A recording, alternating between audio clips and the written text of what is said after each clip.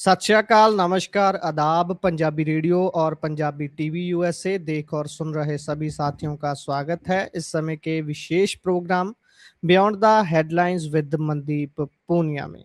इस प्रोग्राम में हर रोज की तरह पूनिया जी का साथ हमारे साथ होता है और देश विदेश के साथ जुड़ी हुई अहम खबरों पर होती है बातचीत। करते हैं सबसे पहले पूनिया जी का स्वागत। बहुत बहुत स्वागत है पूनिया जी।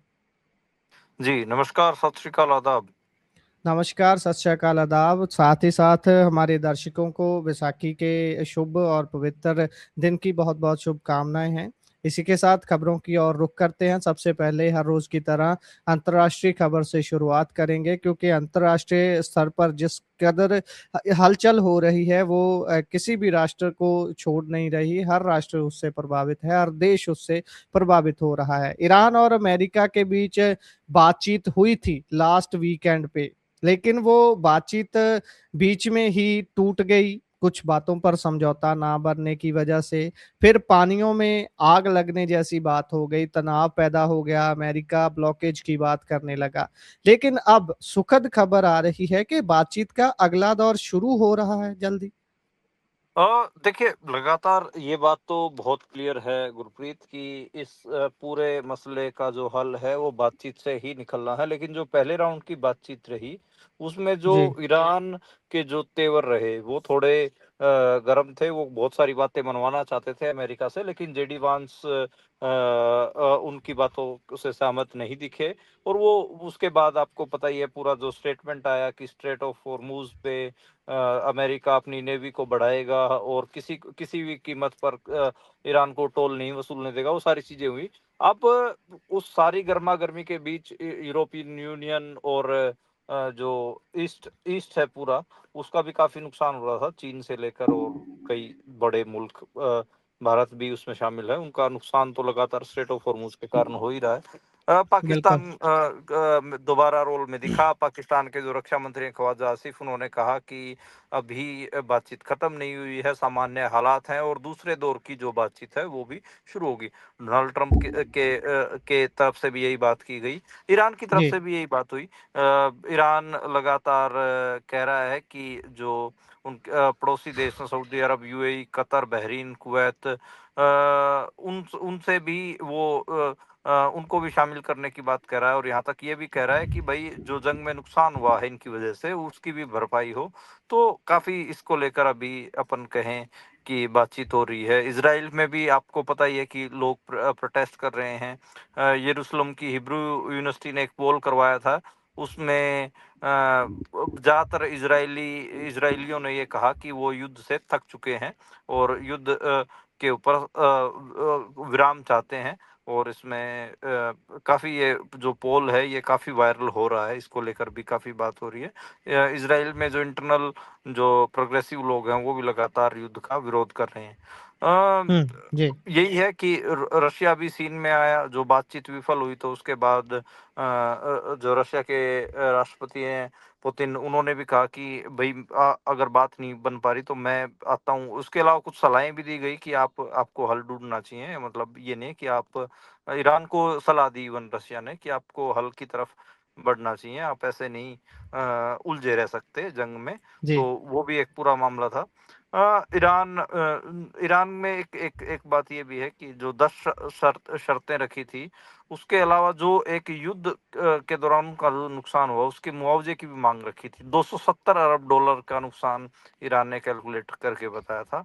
तो वो उसके लेकर भी काफी बात हुई। यूनाइटेड नेशन भी इस पूरे जंग में देखने को मिला। अभी वो कह रहा है कि हॉर्मुज स्ट्रेट को ब्लॉक करने का अधिकार किसी के पास नहीं है। जी, इंटरनेशनल जी, मैरीटाइम ऑर्गेनाइजेशन के जो प्रमुख हैं, ओसेनियो डोमिंगेज, उन्होंने भी अपनी बात रखी। तो यूनाइटेड नेशन लगातार मतलब अलग अलग किस्म से बात कह रहा है।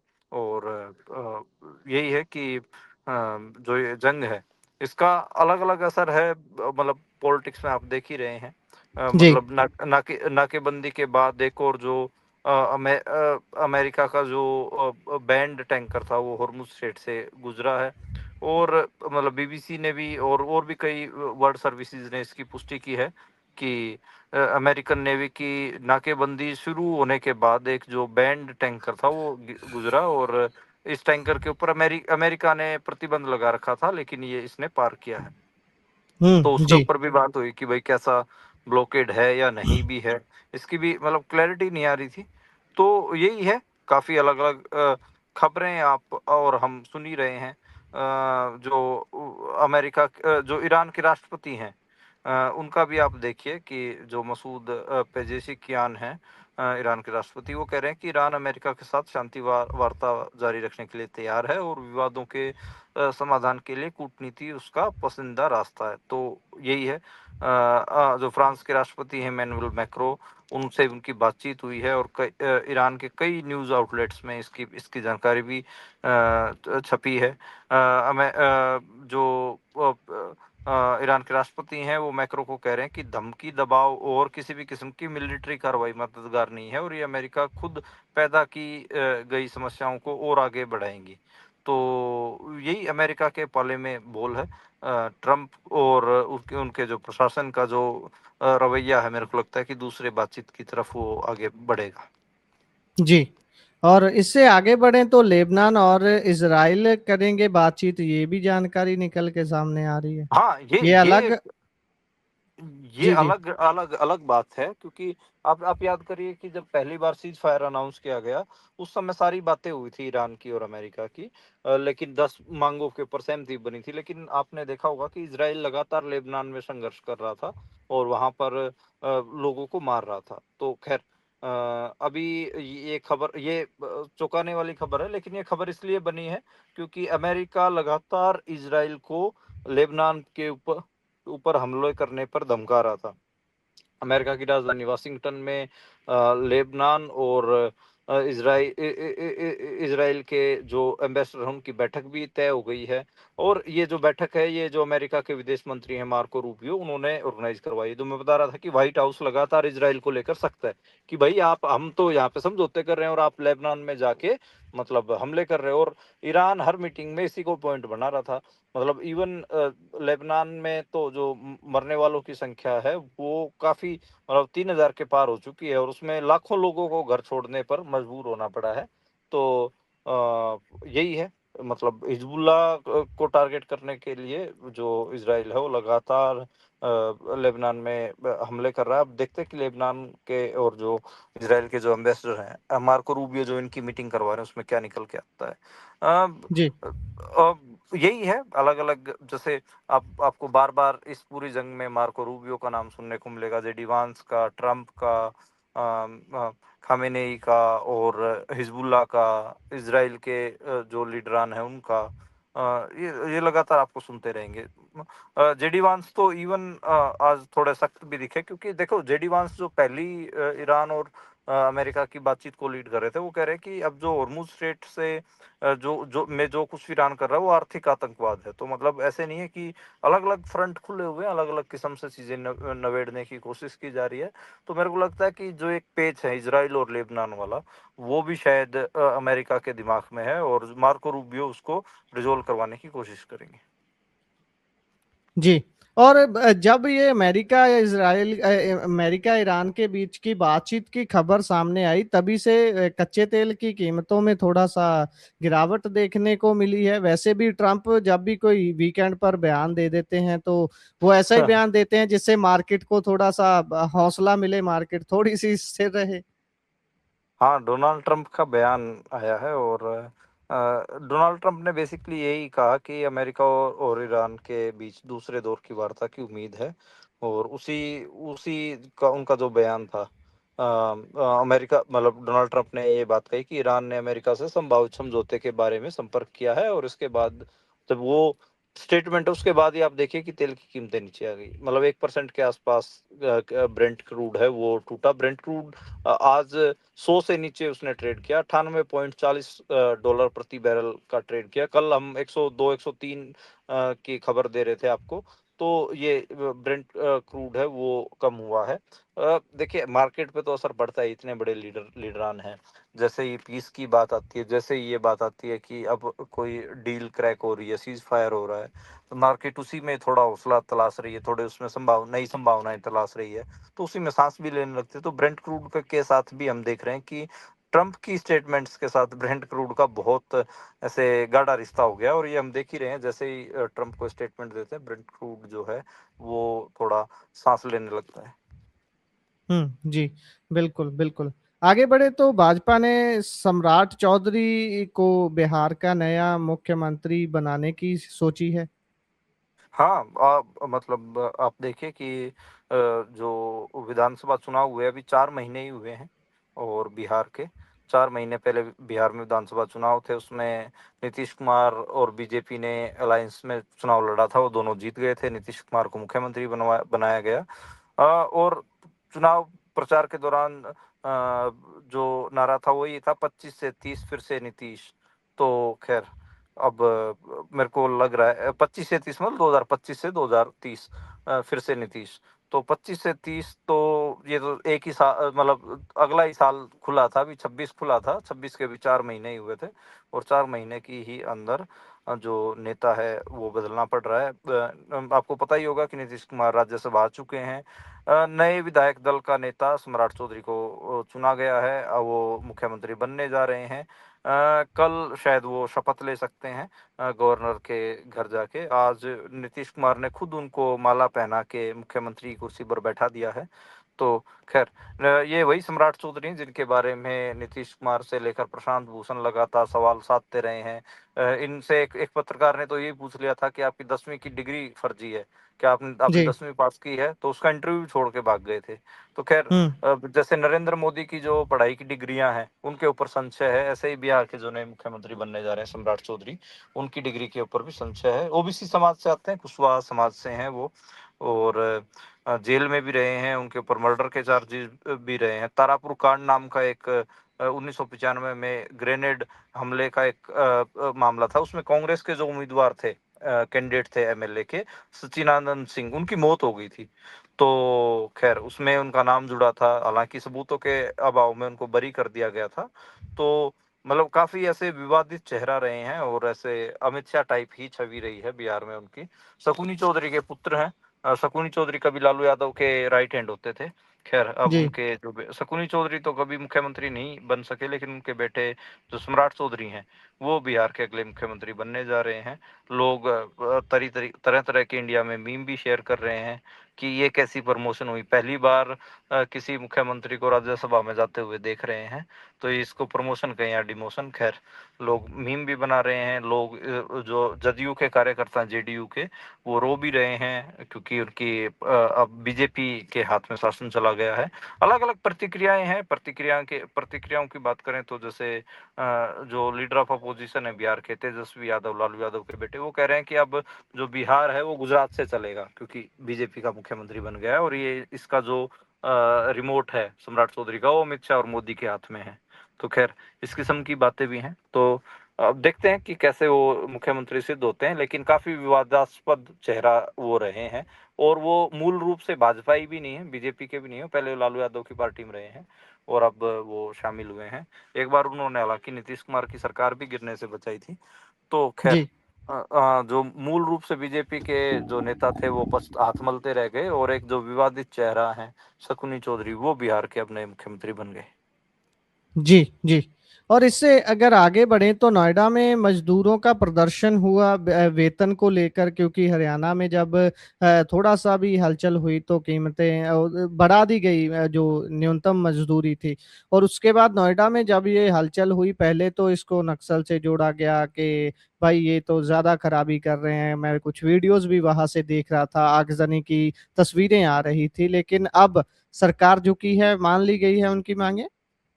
देखिए, ये हैरानी वाली बात है कि जो मजदूरों के आंदोलन हैं वो अब कुछ सफलता पा रहे हैं, जबकि बहुत ऐसे जो पुलिस है बहुत बुरी तरीके से मजदूरों के ऊपर क्रैकडाउन भी कर रही है। सफलता इन द सेंस कि आप हरियाणा का केस देखिए। हरियाणा में मानेसर में मजदूरों ने आंदोलन किया। जो पहले बेसिक मिनिमम वेज जो बोलते हैं, मिनिमम वेज 11,500 रुपए थी हरियाणा में, उसको सीधा बढ़ा के 15,000 पे लेके जाया गया है। 3,500 की बढ़ोतरी मिनिमम वेजेस में हरियाणा में की गई है। ये पहली बार हो रहा है, नहीं हर बार हम देखते हैं हर साल जो मिनिमम वेज है वो 200 रुपए, 250 रुपए, 300 रुपए बढ़ाई जाती हैं।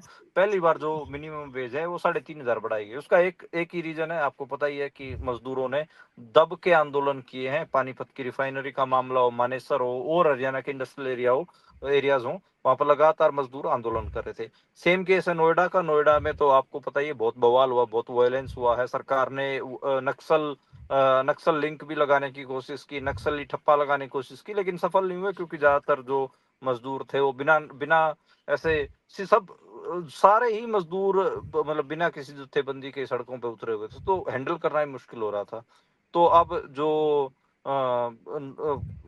जो नई मांग मानी गई है वो ये है कि जो मिनिमम वेजेस हैं वो 13,700 रुपए कर दी गई, पहले 11,000 थी, तो वो बड़ी है।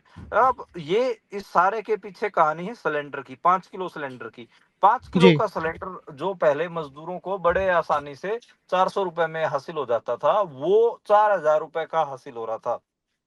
कीमतें बढ़ी 10 गुना। तो आपको भी हैरानी होगी कि 4,000 रुपए का कैसे हो रहा है। 500 600 रुपए किलो, 800 रुपए किलो जो मजदूर हैं वो गैस हासिल कर रहे थे। तो उसके कारण उनका जो बजट हिल गया था। मजदूर, जी, मैं कई मजदूरों, आज मैं भी नोएडा में था, तो नोएडा में मेरी भी बात हुई मजदूरों से, कह रहे 13,000 14,000 रुपए हम कमा रहे हैं, 12,000 कमा रहे हैं, 4,000 जी, गैस में दे दिए, 4,000 किराए में दे दिए, फिर हमारे लिए बाकी बचा क्या। और 9-9 जी। घंटे, 10-10 घंटे हम कंपनियों में अपने माथा फुड़वाते हैं। तो मतलब उनकी डिमांड है, वो तो जायज़ है ही, आपको पता ही है। तो उस लिहाज से बहुत ऐसे हिम्मत वाला जो काम है मज़दूरों ने किया है और माँगें मनवाई हैं। लेकिन अभी भी क्या ये आंदोलन रुक जाएँगे? ये भी एक एक संशय बना हुआ है, क्योंकि मज़दूरों की डिमांड थी 20,000 रुपए मज़दूरी करने की। कितनी की तो है अगर अभी, कितनी की है? अभी 13,690 की है, 13,700 रुपए मान के चलिए। तो 13,700 की है। तो हरियाणा में ज़्यादा बढ़ी है, उत्तर प्रदेश में उतनी नहीं बढ़ी है। उत्तर प्रदेश में हरियाणा से कम मज़दूरी बढ़ाई गई। जी, जी। वैसे तो वो 20,000 की ही बात कर रहे थे। मैंने कुछ वहाँ से ग्राउंड हाँ, रिपोर्ट्स देखी जिसमें वो लगातार सारे यही बात कर रहे हैं, भी कम से कम 20,000 होनी चाहिए हरियाणा की तर्ज पर। जैसे हरियाणा में हुआ है, ये यहाँ क्यों नहीं हो रहा, नोएडा में क्यों नहीं हो रहा? ख़ैर, हुँ। आगे बढ़ें तो हंगरी में सत्ता परिवर्तन आखिरकार 16 साल के बाद हुआ है। प्रधानमंत्री रहे विक्टर ऑर्बान हारे हैं। हाँ, हंगरी में जो सत्ता परिवर्तन है 16 साल बाद हुआ है। हालाँकि विक्टर ओर्बान को राइट विंग माना जाता है, और ये माना जाता है कि वो ट्रम्प का उनको आशीर्वाद प्राप्त है। विक्टर ओर्बान को पीटर माज्यार ने चुनाव हराया है। तिस्जा पार्टी को बढ़त मिली है, और 2 तिहाई बहुमत का ये आंकड़ा है। ये यूरोप की जो राइट विंग पॉलिटिक्स है, दक्षिणपंथी जो राजनीति है, उसको झटका माना जा रहा है, और ये माना जा रहा है कि अब इससे जो हंगरी में एक बड़े बदलाव होंगे। जी। तो अब जो बदलाव हुआ है, पीटर माजार तो सिर्फ 45 साल के हैं, मतलब काफी यंग हैं उस लिहाज से। और ओरबान पिछले 16 सालों से आप देखोगे तो वो सत्ता में थे, और लगातार उनका जो कंजर्वेटिव लिबरल वो अपने आप को बोलते थे, उनका ट्रम्प के साथ रिलेशन बहुत अच्छे थे, और जी। लगातार वो ट्रम्प के अकॉर्डिंग ही चल रहे थे। तो यूरोप में कह सकते हो कि अमेरिका जो प्रस्त जो हंगरी के जो राष्ट्रपति थे वो चुनाव हारे हैं। 2025 में आप देखें कि ट्रम्प की खुलकर जो तारीफ है वो करते रहे हैं। खैर, अब देखते हैं कि आगे क्या होता है, लेकिन जो ओरबान है वो काफी पुराने नेता हैं। 1980 के दशक में वो स्टूडेंट लीडर होते थे, काफी यंग डायनेमिक माने जाते थे। यंग डेमोक्रेट के तौर पे वो उनकी शुरुआत हुई थी। खैर, अब 2025 में हम जब बात करें तो उनको लिबरल कंजर्वेटिव डेमोक्रेट माना जाता है, राइट विंग दक्षिणपंथी जो लेबल है उनके लगा हुआ है। जी, जी, बिल्कुल। इससे आगे बढ़ें तो असम में एक दैनिक अखबार है, उसके ऊपर चुनाव के बीच हमला हुआ था। ये कौन-सी अखबार है? कैसा हमला उनके ऊपर हुआ था, जिसकी अभी प्रेस क्लब भी निंदा कर रहे हैं लगातार? देखिए, असोमिया प्रतिदिन ये अखबार था, और इस अखबार के जो दफ्तरात थे, कार्य जो ऑफिसेज थे, उनके ऊपर पत्थर बरसाए गए, और चलते चलते हुए चुनाव के दौरान। खाली चुनाव का इस अखबार का मामला नहीं है, उस असमिया प्रतिदिन का मामला नहीं है, काफ़ी बड़ा अखबार है वैसे असम का। मामला जी, तो ये भी है कि लगातार जो पत्रकार हैं, उनके अकाउंट भी बंद किए जा रहे हैं। कल भी मैंने ट्वीट किया था, हमारे एक दोस्त हैं, उनका ट्विटर अकाउंट हटा दिया गया, फेसबुक अकाउंट हटा दिया गया। तो उसके ऊपर भी प्रेस क्लब में आज बातचीत हुई है और उसमें बहुत सारे जो पत्रकार हैं वो पहुंचे कि भई ये कैसा दौर चल रहा है कि जिसमें जो जो भी पत्रकार सत्ता से सवाल पूछने लगता है, उसका फेसबुक अकाउंट या ट्विटर अकाउंट उसका बंद कर दिया जाता है, उसका यूट्यूब चैनल बंद कर दिया जाता है। तो आज इसको लेकर press club of India Delhi में व्यापक बातचीत हुई है। अब देखते हैं कि पत्रकार अगली रणनीति क्या लेकर आते हैं। लेकिन ये है कि जर्नलिस्टिक घेरों में, पत्रकारों के घेरों में अब ये बातें होने लग गई हैं कि उनके लगातार उनके ऊपर पहरा है, सरकारी पहरा है, और जैसे ही वो कोई अच्छा काम करने की कोशिश करते हैं, पत्रकारिता करने की कोशिश करते हैं, तो उनके चैनलों को बंद किया जा रहा है। तो इसको इसको लेकर व्यापक चर्चा पत्रकारों के समूहों में हमें देखने को मिल रही है। जी, बिल्कुल। उससे आगे बढ़ें तो बात बंगाल की करते हैं। शुभेंदु अधिकारी ने दी है भाजपा शासित राज्यों में काम कर रहे मुस्लिम वोटरों को गलती ना करने की चेतावनी। बोल रहे हैं कि गलती नहीं करनी। ये वैसे भी ऐसी ही तो राजनीति करते हैं ये।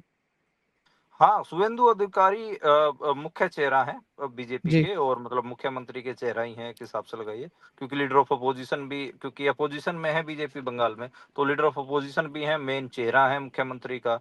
उन्होंने जो मुस्लिम समुदाय के जो माइग्रेंट वर्कर्स हैं उनको कहा है कि आप लोग गुजरात में काम करते हो, महाराष्ट्र में, उड़ीसा में, तो गलती मत कर लेना, नहीं तो फिर देख लेना। तो एक हिसाब से धमकी है लगा। आपको पता ही है कि भाई रोजगार के लिए तो जाते ही हैं। तो मुस्लिम आपको एक थोड़ी हैरानी ये भी होगी कि नंदीग्राम में भी जो वोटर हटाए गए, बंगाल में जो जिन वोटरों के नाम कटे गए हैं, उनमें ज्यादातर मुस्लिम आबादी के लोग हैं। तो खैर, वो चुनाव है पूरा, मतलब गर्म है बंगाल का। देखते हैं क्या उसका रिजल्ट निकल के आता है। लेकिन ये तो देख ही रहे हैं आप कि कैसे मुस्लिम्स की वोट भी काटे जा रहे हैं, और बीजेपी के जो लीडर हैं वो सरेआम उनको धमका भी रहे हैं कि देख लेना तुम्हारा हाल क्या हुआ। जी, जी। और मानसून से पहले जो मौसम बन रहा है वो किसानों का दुश्मन बनता जा रहा है। देखिए, बेमौसम बारिश, इसके बारे जी, में एक्सट्रीम वेदर कंडीशंस के बारे में हम पिछले 2 साल से लगातार बात कर रहे हैं। जी, कभी अचानक बाढ़ आ जाती है, कभी बेमौसमी बारिश हो रही है, कभी ओलावृष्टि हो रही है, ओले गिर रहे हैं, कभी तूफान, आंधी, ये सारा है। अब आप देखें कि जब गेहूँ बिल्कुल कटने के लिए तैयार खड़ा था, तो हरियाणा और पंजाब में या फिर हिमालयाज़ के फ्लड प्लेन्स में आपको बारिशें देखने को मिली। उसका नुकसान आपको पता ही है कि गेहूँ की जो फसलें थी, क्योंकि हवा भी चल रही थी, तो पकी-पकाई फसलें गिरी भी। हर एकड़ में आपको मैं देख रहा था कि किसी को 10 मण का नुकसान हुआ। मण होता है, 40 किलो का 1 मण होता है, तो मतलब तकरीबन 4 या 5 6 क्विंटल के आसपास हर एकड़ में हम देख रहे थे कि 6-7 एक क्विंटल का नुकसान किसानों को हुआ है। ख़ैर, जी, अब सीईसी का जो एक विश्लेषण आया, उसमें उन्होंने 7 अप्रैल से 1 मार्च से लेकर 7 अप्रैल तक 38 दिनों में 24 राज्यों में 29 दिन की जो घटनाओं को स्टडी किया, उसमें बेमौसमी घटनाएँ हैं ज़्यादातर। और उसमें ये पाया गया है कि 6,27,000 हेक्टेयर से अधिक जो फसलें हैं, वो खराब हुई हैं। कहीं ओलावृष्टि है, तो कहीं बेमौसमी बारिश है। तो ये कारण है। पहले फरवरी में गर्मी बहुत पड़ी, उसका भी एक असर आया। गेहूँ के जब दाना दाना भर रहा होता है, तब वो सिस्टम चला। अब आपको एक थोड़ा और बताऊँ कि इस बार मानसून भी वीक रहने पड़ा। अब जैसे अब बारिश हो गई है, जब फसल जी, तैयार पक के खड़ी थी। बारिश चाहिए थी पंजाब हरियाणा को जून-जुलाई के महीने में, मानसून के जी, महीने में। लेकिन अब जी, खबर ये आ रही है कि इस बार जो मानसून है वो भी कमज़ोर रह सकता है। तो अगर मतलब ये हुआ, तो उसका नुकसान खेती पे पड़ेगा। ये माना जा रहा है कि 60% तक जो किसान हैं उस उनके ऊपर संकट है, क्योंकि कमज़ोर मानसून रहने वाला। अधिकांश इलाके ऐसे रहेंगे जो जिनमें बहुत कम बारिश होगी। इसको अल अल नीनो जो सिचुएशंस है वो बन रही हैं। दक्षिण-पश्चिम जो मानसून की जो आशंका है, वो यही है कि साउथ वेस्ट जो मानसून है वो अब की बार कमज़ोर रहेगा, और खरीफ की जो फसलें हैं और जो ग्रामीण अर्थव्यवस्था, उसके ऊपर आपको असर दिखेगा। अल नीनो सिचुएशन अगर क्रिएट हो रही है, तो उसका डेफिनेटली असर दिखेगा। 60% किसान भारत के अब की बार खरीफ फसल में उनको नुकसान होने जा रहा है। अब देखते हैं जी। कि हाँ, क्या कैसे चीज़ें कोप अप होती हैं, लेकिन पहले बेमौसमी बारिश ने मार दिया किसानों को, अब खरीफ की रबी की फसल में, और खरीफ की फसल में साफ हमें जो डर है वो अल नीनो ईयर होने का डर लग रहा है, और ये डर लग रहा है कि अगर मानसून कमज़ोर रहा तो नो डाउट बहुत बड़े लेवल पर किसानों की जो फसलों के खरीफ की फसलों के ऊपर असर पड़ेगा। जी। इसी के साथ प्रोग्राम का समय यहाँ समाप्त होता है। आप जुड़े जानकारियाँ साझा की, बहुत-बहुत धन्यवाद। धन्यवाद गुरप्रीत।